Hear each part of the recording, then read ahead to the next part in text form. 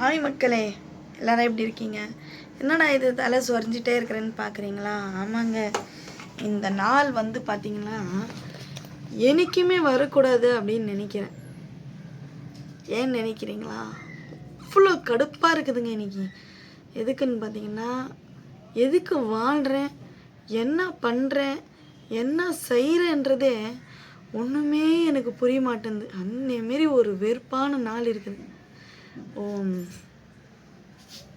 வாழ்கிறதுக்கு எவ்வளோ கஷ்டம் தெரியுதுங்களா? என்ன சொல்கிறதுனே எனக்கு தெரியல.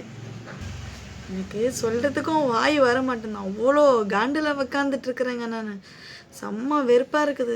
நம்ம காலையில் ஏஞ்சி 5 மணிக்கு கஷ்டப்பட்டு ஏஞ்சி வந்து 5:45க்கு கடை திறந்து மறுபடியும் போய் சமைச்சு வேலை பார்த்து பிள்ளைங்களுக்கு ஸ்கூலில் கிளம்பி எல்லாமே ஓடுன்னு செஞ்சு ஷோ வா நிம்மதியான தூக்கம் இல்லை, நிம்மதியாக சாப்பிட முடியல, நிம்மதியாக படுத்தாலும் ஜீரணம் ஆக மாட்டேங்குது நம்ம சாப்பிட்டது.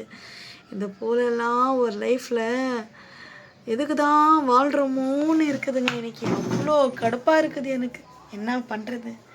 வாழ்க்கையெல்லாம் இந்த இஎம்ஐங்களை கட்டுறதுக்கு ஓடுற ஓட்டம் இருக்குது பாருங்க,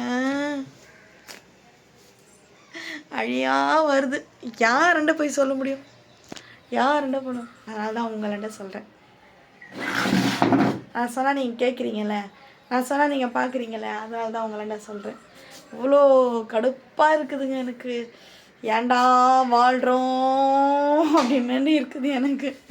ஏதோ ஒரு படத்தில் ஒரு டைலாக் சொல்லுவாங்களே, என்னை கடவுள் வந்து நேரில் பார்த்தாருன்னா முதல்ல நான் என்னை ஏன் படைச்சேன்னு சொல்லிட்டு நான் கேட்பேன்னு சொல்லுவேனே, அந்தமாரி ஒரு சத்தியமாக கடவுள் வந்தாருன்னா நான் கேட்பேன் அவருன்னு, இந்த உலகத்தில் ஒன்றும் வசதியாக இல்லை பணக்கார பிள்ளையாச்சும் பிறந்திருக்கணும், எதுக்கு இந்தமாரி ஒரு ஏழையாக இருந்துட்டு இவ்வளோ கஷ்டங்கள் பட்டுகிட்டே இருக்கணும்னு சொல்லிட்டு கண்டிப்பாக கடவுள் நினைக்கேன். கடவுள் என்ன சொல்லுவார், நீ இப்படி தான் உனக்கு படிக்கணுன்ட்டு இருக்குது, அதனால் உன்னை படிச்சுட்டேன் அப்படின்வார். கடுப்பாக இருக்குதுங்க ரொம்ப. அப்படியும் போகக்கூடாது, இப்படியா போகக்கூடாது.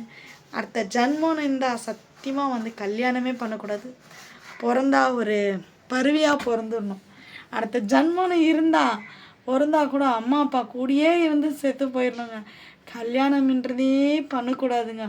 ஐயோ அப்பா பாய்ங்க, கடுப்பாக இருக்குதுங்க. எங்கன்னா ஓடி போயிடலாமான்னு இருக்குது. இது என் வீட்டுக்காரர் கேட்டானா தெரியுமா சொல்லுவார், உனக்கு எங்கேயாச்சும் கூட்டிகிட்டு சுற்றிட்டே இருக்கணும்ல, அப்போ தான் நல்லா இருக்குமே சொன்னேன். நம்மளோட ஃபீலிங்ஸ் அவங்களுக்கு புரியாது. அவங்கள நம்ம புரிஞ்சிக்கினாலும் நம்மளை அவங்க புரிஞ்சிக்க மாட்டாங்க. ஸோ இதுதான் வாழ்க்கை. பாய். அது கரெக்டாக இல்லையான்றது கமெண்ட் பண்ணுங்கள்.